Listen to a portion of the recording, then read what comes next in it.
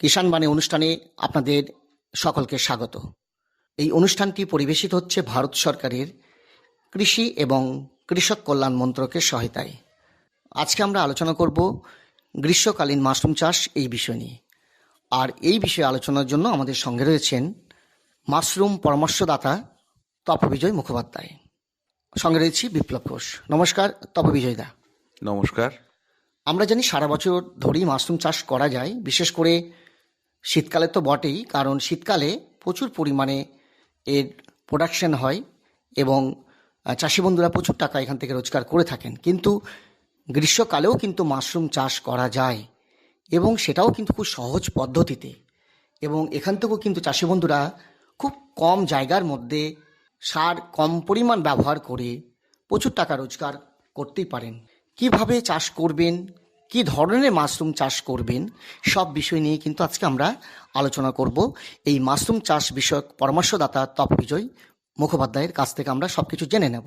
প্রথমেই মাশরুম জিনিসটাকে একটু সংক্ষিপ্ত সারে জানবো। মাশরুম হচ্ছে এক ধরনের একটা ফাঙ্গাস, অ্যাকচুয়ালি যার বডি মাংসলো এবং যেগুলোকে হাতে তোলা যায় এবং খালি চোখে দেখা যায়, স্পোর ফর্মেশন হয়, এই ধরনের ম্যাক্রো ফাঙ্গাসকে আমরা সচরাচর মাশরুম বলে থাকি। এবার আপনার কাছে জানবো যে আমরা তো শীতকালে চাষি বন্ধুরা মাশরুম চাষ করে থাকেন এবং এর কিন্তু চাহিদাও কিন্তু খুব বেশি, এটা আমরা বলতেই পারি। কিন্তু বর্তমানে চাষি বন্ধুরাও ব্যাপক হারে মাশরুম চাষ করছেন, এটা বলার অপেক্ষা রাখে না। কিন্তু গ্রীষ্মকালীন যে মাশরুম চাষ, সেটাও কিন্তু চাষি বন্ধুরা যদি চাষ করে থাকেন, এখান থেকেও কিন্তু অনেক টাকা রোজগার করতে পারেন। সুতরাং আপনার কাছে জানবো যে গ্রীষ্মকালীন যারা মাশরুম চাষ করবেন সাধারণত কোন সময় শুরু করলে ভালো হয় এবং কি কি ধরনের মাশরুম চাষ করা যেতে পারে? আমরা সচরাচর যে মাশরুমটাকে বেশি জেনেছি সেটা হলো ঝিনুক মাশরুম বা অয়েস্টার মাশরুম। আমাদের এই বীরভূম, বর্ধমান, মুর্শিদাবাদ এই শুষ্ক অঞ্চলগুলোতে শীতকালীন সময়ে এই ঝিনুক মাশরুম বা অয়েস্টার মাশরুম চাষ হয়ে থাকে। এই মাশরুমটা বাজারে বহুল প্রচলিত এবং যারা ভোক্তা তারাও কিন্তু এই মাশরুমটাকে সহজে চেনেন, জানেন এবং বিশ্বাসের সঙ্গে তারা ভক্ষণ করে থাকেন। গ্রীষ্মকালীন সময়ে যে দুই ধরনের মাশরুম, এই যে জেলাগুলোর কথা বললাম, তাদের যে প্রাকৃতিক পরিবেশ, সেই প্রাকৃতিক পরিবেশে মূলত দুই ধরনের মাশরুম চাষ করা হতে পারে। সেগুলো হলো মিল্কি মাশরুম বা ক্যালাসাইবে ইন্ডিকা যাকে বলা হয়, আবার চাষিরা একে দুধ মাশরুম বলে থাকেন। আর একটা হলো পোয়াল মাশরুম। এই পোয়াল মাশরুম গ্রাম বাংলার মানুষরা কিন্তু খুব বেশি চেনেন, জানেন এবং যথেষ্ট সুস্বাদু এই পোয়াল মাশরুম। অর্থাৎ মিল্কি এবং পোয়াল এই দুই ধরনের মাশরুম গ্রীষ্মকালীন সময়ে চাষি ভাইরা যদি করেন, তাহলে তারা অবশ্যই এই মাশরুমের ক্ষেত্রে যেমন ঝিনুক মাশরুমে প্রচুর লাভ করছিল, ঠিক সেইটাই কিন্তু এই দুই প্রকার মাশরুম চাষ করে তারা করতে পারবেন। কোনো কোনো ক্ষেত্রে দেখা যায় যে শীতকালীন ওয়েস্টার মাশরুমের থেকেও এই গ্রীষ্মকালীন মাশরুমগুলো চাষ করে আর্থিক শ্রীবৃদ্ধির যে প্রবণতা বা সম্ভাবনা, সেই দুটোই কিন্তু যথেষ্টই বেশি। আবার যদি চাষ পদ্ধতির কথা বলা হয়, আপনি যে কথা বললেন যে কোন সময় থেকে এটা স্টার্ট করা হবে, যেমন শীতকালীন মাশরুমটা আমরা মোটামুটি মার্চের আগে পর্যন্ত করতে পারি, কিন্তু গ্রীষ্মকালীন মাশরুম চাষটা আমরা শুরু করব মার্চের একেবারে শেষের দিকে। অর্থাৎ এখন আজকে যেই প্রোগ্রামটা বাজছে, এই সময়ের থেকে যদি আমরা প্রস্তুত পর্ব নিই এবং আগামী 15 দিনের পর থেকে যদি আমরা স্টার্ট করি, তাহলে কিন্তু মিল্কি এবং পোয়াল মাশরুম দুটোই খুব ভালোভাবে চাষ করা যাবে। আমরা জানতেই পারলাম যে গ্রীষ্মকালীন মাশরুম চাষ দু ধরনের করা যেতে পারে। একটা হচ্ছে যে মিল্কি মাশরুম আর একটা হচ্ছে পোয়াল মাশরুম। অবশ্যই এর চাষ পদ্ধতি নিয়ে আলোচনা করব। তার আগে আপনার কাছে জানবো এই দুই প্রকারের মধ্যে কোন প্রকার মাশরুম আমাদের এলাকাতে বেশি লাভজনক হবে? একটা গুরুত্বপূর্ণ প্রশ্ন, কারণ যেখানে চয়েস দুটি রয়েছে, একজন চাষি সে তো প্রথমে একসঙ্গে দুটো নাও করতে পারে। আমি বলবো পোয়াল মাশরুমটাকে ছেড়ে মিল্কি বা দুধ মাশরুমটা চাষ করাটা প্রথম একজন চাষি, যে চাষি গ্রীষ্মকালীন মাশরুম চাষ কখনো করেননি, তার ক্ষেত্রে কিন্তু এটা বেশি ভালো হবে। কেন না, চাষ পদ্ধতিটাকে যদি আমরা একটু মনোযোগ সহকারে লক্ষ্য করি তাহলে দেখা যাবে যে 90% অয়েস্টার মাশরুম চাষের মতোই মিল্কি মাশরুমটা চাষ করা হয়ে থাকে। কাজেই নতুন করে তাকে চাষ পদ্ধতির যে ঝামেলা সেটাকে বহন করতে হবে না। এবং পাশাপাশি যদি বাজারজাতকরণ, যেটা মূল বিষয়, সেক্ষেত্রেও দেখি তাহলে দেখব যে পোয়াল মাশরুমের থেকে মিল্কি মাশরুমে বাজারজাতকরণের জন্য দীর্ঘ সময় পাওয়া যায়। এবং বীরভূম বা বর্ধমান এই সমস্ত জায়গাগুলোতেও যারা মিল্কি মাশরুম চাষ করছেন, যেহেতু বাজারে যোগানের পরিমাণ কম, সেই হিসাবে কিন্তু যথেষ্ট বেশি দাম অর্থাৎ বেশি মূল্য কিন্তু তারা কিন্তু এখানে পাচ্ছেন। বাজারজাতকরণের সময়টা বেশিক্ষণ পাওয়া যাচ্ছে এবং চাষ পদ্ধতি অনেকটাই ঝিনুক মাশরুমের মতো, এবং যেহেতু আর্থিক শ্রীবৃদ্ধির সম্ভাবনা অন্যান্য মাশরুমের চেয়ে বেশি, কাজেই একজন নতুন চাষির পক্ষে এই মিল্কি বা দুধ মাশরুমটা চাষ করাটাই বেশি লাভজনক হবে। অবশ্যই আমরা দু ধরনের মাশরুম চাষ নিয়ে আলোচনা করব। প্রথমে তাহলে আপনার কাছে জানবো, যেহেতু মিল্কি মাশরুম একটা লাভজনক ফসল আমরা বলতেই পারি এবং এই চাহিদাও কিন্তু অনেক বেশি, সুতরাং মিল্কি মাশরুম চাষ পদ্ধতিটা আপনার কাছে জানবো। সুন্দর প্রশ্ন। এখানে মাশরুম চাষ যারা করেছেন তাদের পক্ষে আজকের এই বক্তব্যটা, চাষ পদ্ধতির যে বিষয়টা, সেটা অনেকটা সহজ হবে। যেমন প্রথম পর্যায়েই আসে খড়কে জীবাণু নাশ করা বা শোধন করা। যে কোনো মাশরুম চাষের ক্ষেত্রে এটা কিন্তু একটা অতি গুরুত্বপূর্ণ পর্যায়। এইখানে আমরা বলে থাকি, অর্থাৎ যারা চাষি ভাই তারা কিন্তু জানেন যে একটা হচ্ছে কেমিক্যাল পদ্ধতি আর একটা হচ্ছে হট ওয়াটার ট্রিটমেন্ট বা গরম জলের দ্বারা শোধন পদ্ধতি। যদি আমরা গরম জল দিয়ে শোধন করি, যেগুলোকে আজকের বাজারে কৃষি বিশেষজ্ঞরা বা বিশ্বে যথেষ্টভাবে প্রাধান্য দিচ্ছেন যে এই গরম জল পদ্ধতিটাই হচ্ছে একমাত্র পদ্ধতি যেখানে কোনো কেমিক্যাল ব্যবহার করা যাচ্ছে না, সেইটাই অর্থাৎ আইপিএম মেনে যে কাজটা হচ্ছে সেটাকে কিন্তু যদি আমরা করি তাহলে ওই কেমিক্যালের ঝামেলাটা থাকছে না। এই গরম জল পদ্ধতিটা অনেকে অনেক রকমভাবে করে থাকেন। অনেকে ইন্ডিজিনাস যে পদ্ধতি সেগুলো মেনে চলছেন, অনেকে ট্র্যাডিশনাল পদ্ধতি মেনে চলছেন, আবার অনেকে নিজের মতো করে একটা কিছু দাঁড় করিয়ে করে চলছেন। এখন যেটা মূল বিষয় সেটা হচ্ছে যে ফুটন্ত গরম জলের যে বাষ্প, সেই বাষ্পটাকে খড়ের উপর দিয়ে পাস করাতে হবে। কতক্ষণ না, এটাকে আধ ঘন্টা মিনিমাম পাস করানোর পর আমরা যেভাবে ঝিনুক মাশরুম চাষ করা হয়, অর্থাৎ স্পনকে নিয়ে একটা প্রপলিনের যে ব্যাগ 16x22, সেই ব্যাগের তলার দিকটাকে ভালো করে বেঁধে নিয়ে প্রথমে স্পন, তারপরে ওই জীবাণু নাশ করা খড়, আবার স্পন, আবার খড়, এইভাবে লেয়ারিং পদ্ধতিতে যদি আমরা একটা পলিপ্রপলিনের 16x22 ইঞ্চির যে পলিপ্রপলিনগুলো হয় সেগুলোকে ধাপে ধাপে যদি আমরা বিন্যস্ত করি তাহলে অ্যাজ ইট ইজ একেবারে ঝিনুক মাশরুমের যে সিলিন্ডার হয় সেই রকম একটা সিলিন্ডার দাঁড়াবে। এরপর সিলিন্ডারটা রেডি হয়ে যাওয়ার পর একটা বিষয়ে নজর দিতে হবে, সেটা হচ্ছে যে ছিদ্রগুলো যেন 7 থেকে 10টার বেশি যেন না হয়, এবং ওই প্যাকেটের গায়ে যে ছিদ্রগুলো করা হচ্ছে সেগুলোকে নন অ্যাবজর্বেন্ট কটন দিয়ে সেগুলোকে বন্ধ করে দিতে হবে। এই মিল্কি মাশরুমের ক্ষেত্রে একটা বিষয়ে আমরা চাষিরা অনেকেই বারবার ফেলিওর হয়ে যায়, যারা অয়েস্টার মাশরুম চাষ করছি তাদেরকে দুটো জিনিসে খেয়াল দিতে হবে। যারা আজকের প্রোগ্রাম শুনছেন তাদের জন্য বলছি যে তাপমাত্রা এবং হিউমিডিটি, এই দুটো বিষয়কে আপনাদেরকে খুব সচেতনভাবে লক্ষ্য করে যেতে হবে, তাহলে মিল্কি মাশরুম চাষ করাটা মোটেই কঠিন কাজ হবে না। তাপমাত্রা যেখানে আপনারা 30 থেকে 35 পর্যন্ত পাচ্ছেন, কিন্তু আপনারা কেউ নজর রাখেন না যে হিউমিডিটি কতটা।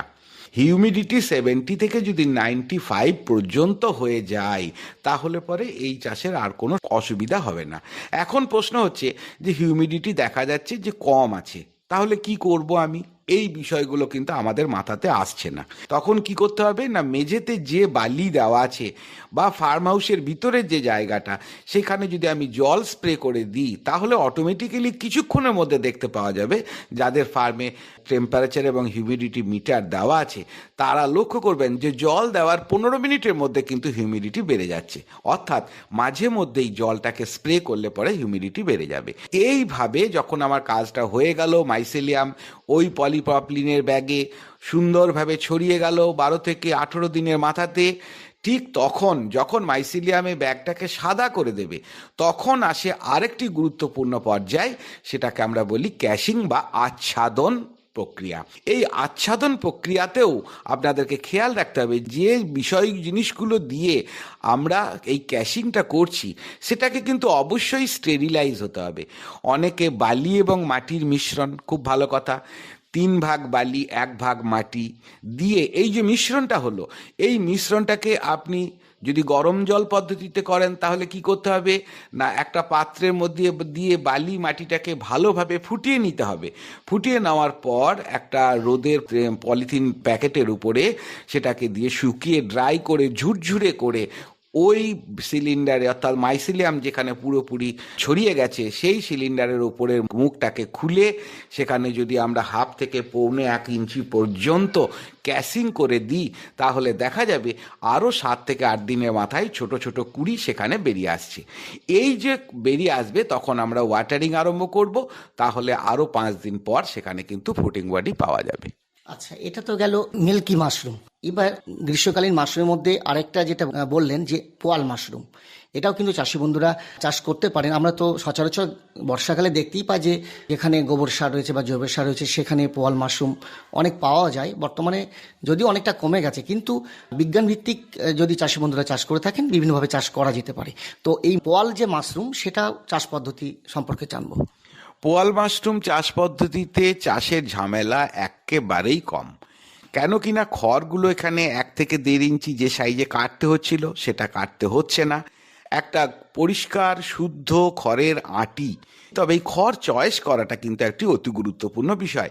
লক্ষ্য করতে হবে যে খড়গুলোতে গোড়ার দিকে কালো কালো স্পট হয়ে নেই বা কোনো গুমো ধরা খড় নয়, জল পাওয়া খড় নয়, এই রকমভাবে খড়কে আমাদেরকে চয়েস করে সেগুলোকে শোধন করে ফরমালিন এবং ব্যাভিস্টিনের সলিউশন দিয়ে শোধন করে যে জেসাস খ্রিস্টের যে টি যে আকৃতি হয় ঠিক সেই রকমভাবে এটাকে বিছিয়ে দিয়ে তার সাইডে সাইডে পোয়াল মাশরুমের স্পনটাকে বিছিয়ে দিয়ে তো আমরা 4টে বা 3টে লেয়ার যদি করি এবং লেয়ার করার পর কালো পলিথিন দিয়ে সেটাকে আমাকে ভালোভাবে আষ্টে পিষ্টে বেঁধে ফেলতে হবে।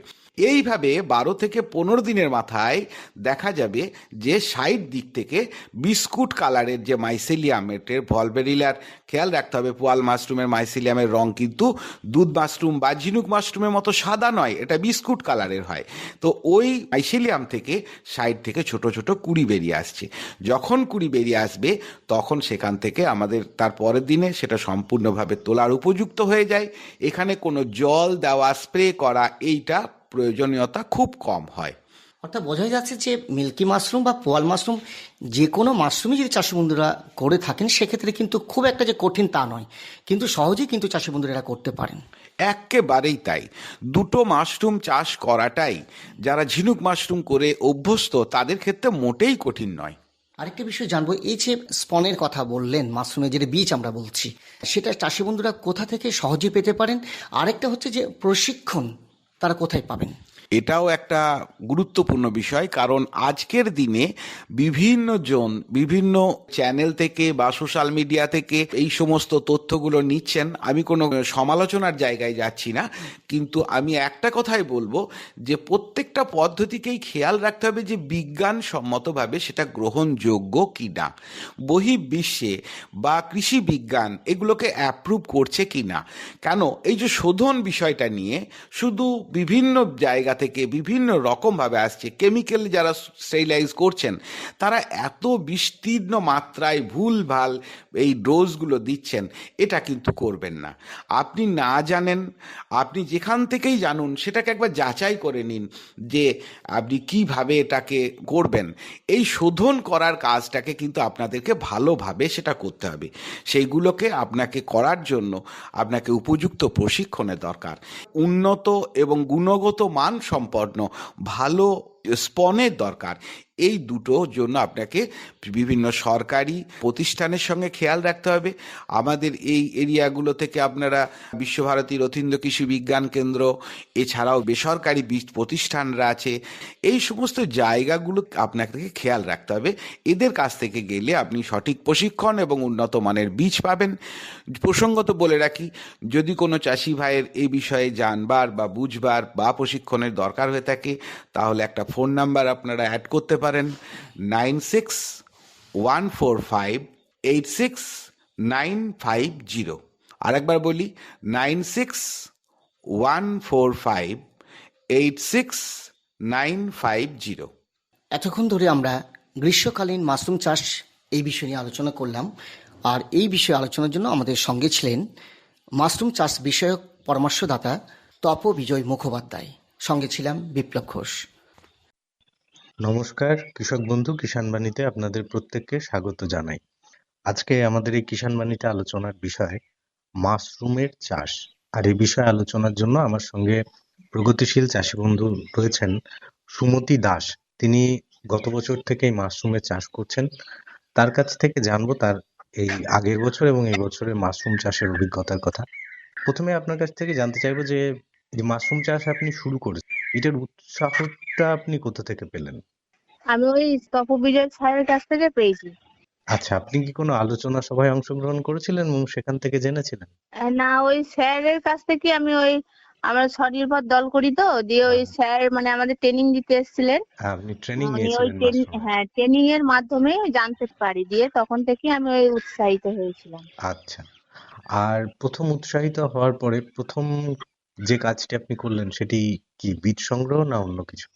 হ্যাঁ, আমি প্রথমে স্যারের সঙ্গে পরামর্শ করলাম হ্যাঁ, যে কিভাবে মানে আমি করতে চাই, করতে আমি ইচ্ছুক, তাহলে আমি কোথায় কি বিচন প্যাকেট হুম, নিয়ে স্যারই সব আমাকে জোগাড় করে দিয়েছিলেন। আচ্ছা।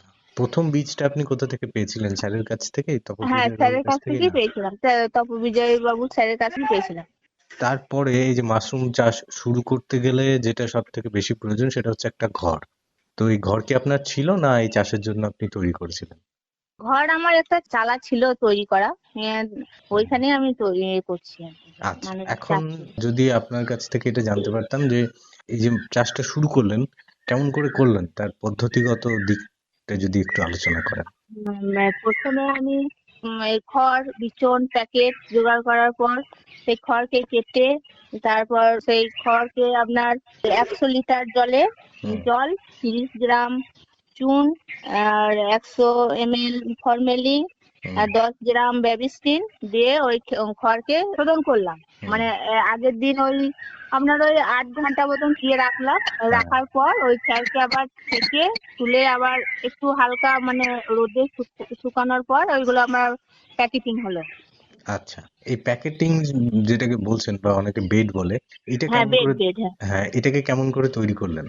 সেই বিষয়টি যদি একটু জানান। হ্যাঁ, ওইগুলো প্রথমে ওই প্যাকেট গুলোকে প্রথমে গাদার দিয়ে গোল করে নিয়ে সিলিন্ডারের মতন করে হুম, প্রথমে ওই 1 ইঞ্চির মতো খড়, আবার বিচন, আবার খড় বিচন ভাবে এইভাবে মানে 4টে লেয়ারে 1 প্যাকেট স্পন দিয়ে 2টো সিলিন্ডারকে হুম, তৈরি করেছি। আচ্ছা। আর এইটা তৈরি করার পরে তারপরে কি করলেন? সেগুলোকে কোথায় রাখলেন? কেমন করে রাখলেন? সেই এগুলো বিষয়টা যদি আপনার একটু। চালার মতো ছিল যে মাশরুমের ওইখানটায় হুম, রেখেছিলাম। ওইখানটায় রাখার পর এবার একটু তো তার মধ্যে ছিদ্র করেছিলাম হুম। প্যাকেটের গায়ে গায়ে। কোন সময় সেটা? একদম যখন খড়টা ভরলেন হ্যাঁ, সেই সময় না হ্যাঁ, পরে? হ্যাঁ, আমি খড়টা যখন ভরি তখনই করেছিলাম। আচ্ছা। রাখার বিষয়টা আমি জানতে চাইছিলাম এই কারণে, কিরকম করে রাখলেন? আচ্ছা, ওই রাখার বিষয়টা আপনার ওই দড়ি দিয়ে ঝুলিয়ে হ্যাঁ, ঝুলিয়ে ওই হুম, শিকের মতো করে শিকের মতো ঝুলিয়ে করে রেখে, হ্যাঁ, ঝুলিয়ে হ্যাঁ, রাখলেন ওইটাতে এক। রাখলে একটু সুবিধা বেশি, হ্যাঁ, এখন আর এই ফলনটা ভালো হয়। একসাথে কটা করে ঝুলিয়েছেন আপনি আপনার আমি জায়গায়? 4টে করে। আর তার সাথে আপনি বলছিলেন যে এরপরে যে পরিচর্যার বিষয় 28 দিন পর্যন্ত কিরকম করে পরিচর্যা করলেন সেই বিষয়ে একটু 28 জানান। দিন আপনার ওই থেকেই গেল, তারপর যখন ওই প্যাকেটটা গোটায় সাদা হয়ে এলো তখন এবার একটু একটু করে বেরোতে লাগলো, তারপর থেকে আমরা ওই জল স্প্রে শুরু করলাম। আচ্ছা, 28 দিনের আগে কোনো রকম জল দেননি তাই তো? না, না, না, তার আগে কোনো জল দিই 25 থেকে 28 দিনের মধ্যে আপনার ওই তখন একটু করে যখন মানে বেরোতে শুরু হলো তখন থেকে জল স্প্রে শুরু হলো। আচ্ছা, আর এই জল কি প্রত্যেক দিনই দিতে হবে না হ্যাঁ, প্রত্যেক এরকম দিনই 2 বার করে দিতে হবে, 2 বার দুবার? 3 বার করে। আচ্ছা, আর কতদিন পরে দেখলেন প্রথম মাশরুম বেরিয়ে এলো? কদিন পর থেকে আপনার মাশরুম বেরোতে শুরু করে দেয়, তখন ওই আপনার ওই 28 দিন পর থেকে ওই যে যে জল দেওয়ার পর থেকে ওই মানে যেই আমরা বেরোতে লাগলো আর জল দিতে শুরু হলো, দিয়ে তারপরই 2-3 দিন পরই ওই মাশরুমটা বিক্রি করার মতন হয়ে যায়। 2-3 দিন পরে বিক্রিযোগ্য হয়ে যায়। হ্যাঁ। এখন জানতে চাইবো যে এই মাশরুম চাষে কিছু কিছু উপকরণের কথা আপনি বলেছেন যেগুলো প্রয়োজন, প্যাকেট, খড় এবং বীজ। এছাড়াও আরো কিছু উপকরণ থাকতে পারে এবং অন্যান্য যে খরচ, সেই খরচের পরিমাণটা কিরকম সেইটা যদি একটু জানান। শীতকালীন মাশরুমটা ওইটা মানে আমি এই যেগুলো বললাম ওই বেবি স্টিম, চুন, ওই হুম, ফরমেলিন, ওইগুলো একটু খড়, ওইগুলোই খরচ। আর আপনার ওই মিল্কি মাশরুম মানে গ্রীষ্মকালে যে মাশরুমটা হয়, গ্রীষ্মকালের মাশরুমটা আপনার ওই খড় টড় ওইভাবে একই পদ্ধতি, কিন্তু হুম। ওই যখন আপনার 15 দিন পর যখন ওই প্যাকেটটা সাদা হয়ে আসবে তখন ওই মুখটা খুলে দিয়ে আপনার 1 ভাগ মাটি 3 ভাগ বালিকে গরম করে ফুটিয়ে উনুনের মধ্যে ওই প্যাকেট দিয়ে রোদে মেলে দিয়ে আবার ওই মাটিটাকে ঝুরঝুরে করে ওই মাটিটা মানে ওই প্যাকেটের মধ্যে দিতে হবে। আচ্ছা, এটা 15 দিন পরে।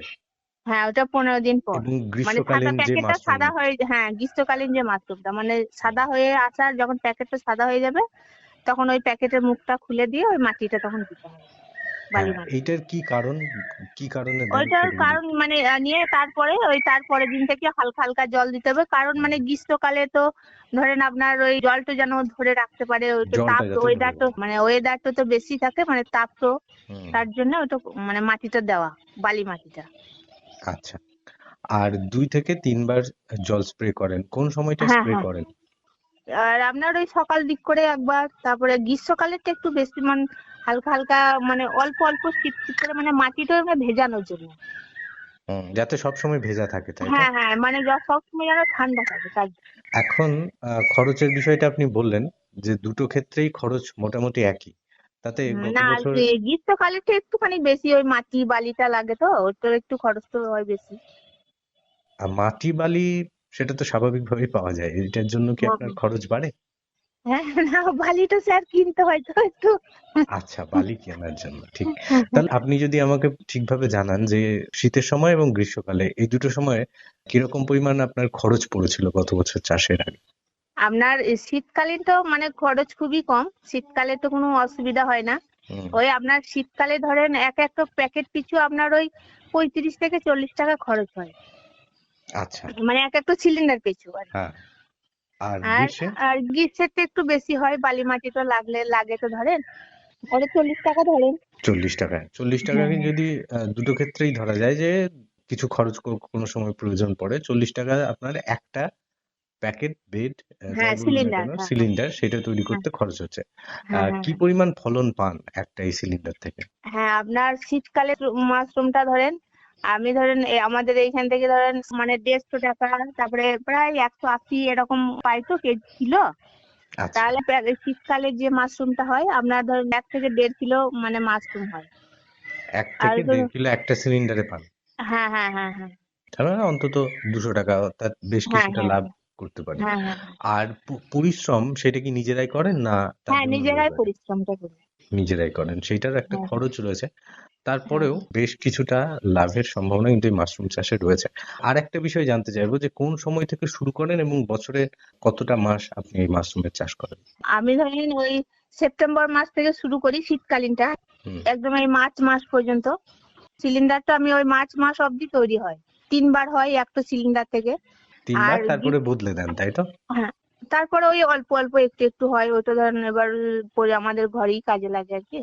আচ্ছা, আরেকটা বিষয় যদি জানতে পারতাম যে এই যে খড়টা আপনারা ব্যবহার করছেন মাশরুমের চাষের জন্য, সেই খড়টা যখন ফেলে দেন তখন সেই খড়টা দিয়ে কি অন্য কোনো জিনিস হ্যাঁ হ্যাঁ, তৈরি, জমিতে দেওয়া হয় সার হিসেবে সারটা। ব্যবহার হ্যাঁ করেন? হ্যাঁ হ্যাঁ হ্যাঁ, সার সেটা কি, হিসেবে ব্যবহার। আচ্ছা, নিজেদের জমি রয়েছে? হ্যাঁ হ্যাঁ, নিজেদের জমি আছে, ওই জমিতে দেওয়া হয়। আচ্ছা, আর যে খড়টা ব্যবহার করেন সেটা কি কেনেন না নিজেদের যে জমি না, সেখানে আমার করেন? নিজেরই ঘর, নিজের ঘর।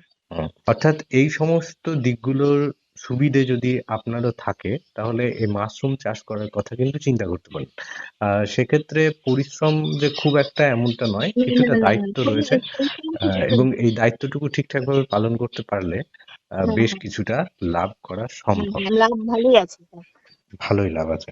অনেক অনেক ধন্যবাদ সুমতিদি আপনাকে আমাদের সঙ্গে কথা বলার জন্য। আর যারা আমাদের সঙ্গে অনুষ্ঠান শুনলেন তাদের প্রত্যেককে ধন্যবাদ জানিয়ে থ্যাংক কিষাণবাণী ইউ স্যার। এখানেই শেষ করলাম।